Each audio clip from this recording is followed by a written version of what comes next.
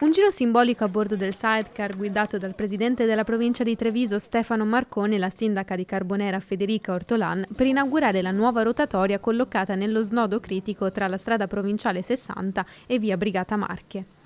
Presenti al taglio del nastro anche la vicepresidente del Veneto e assessora ai lavori pubblici e viabilità Elisa De Berti. Un'opera strategica attesa da tempo che risolve il problema viabilistico di collegamento tra il nord e il sud di Treviso, ponendo anche fine alle interminabili code delle ore di punta che hanno sempre interessato via Castello.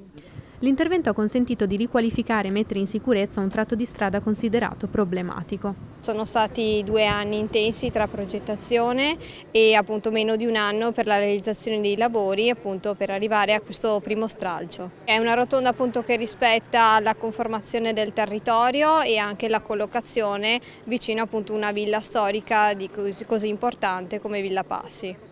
L'opera, dal costo complessivo di 300.000 euro, è finanziata da Regione, Province e Comune, una sinergia tra istituzioni che si sono spartite l'ammontare complessivo dei lavori.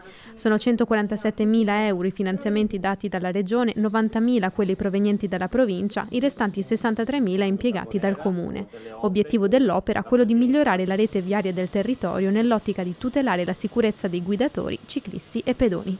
Come Regione Veneto abbiamo messo oltre 100 milioni, ho perso il conto ormai di tutte le risorse che abbiamo messo noi sulla sicurezza stradale, che insieme ai contributi dei comuni e delle varie province siamo arrivati ad investimenti negli ultimi anni di oltre 200 milioni di euro sulla sicurezza stradale. La provincia di Treviso insieme alla provincia di Padova è anche tra le più attive nel partecipare ai bandi regionali e nel riuscire a catturare queste risorse.